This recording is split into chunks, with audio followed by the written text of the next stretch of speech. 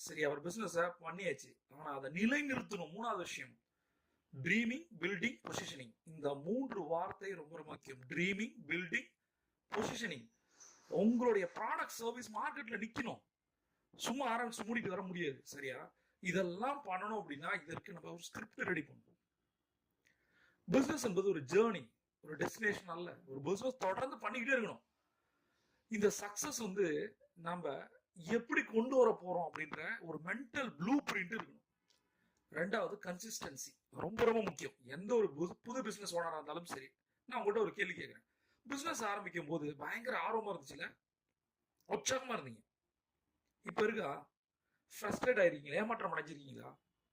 என்னாச்சு உங்களுடைய முதல் அந்த டே 1 உற்சாகம் என்ன ஆச்சு?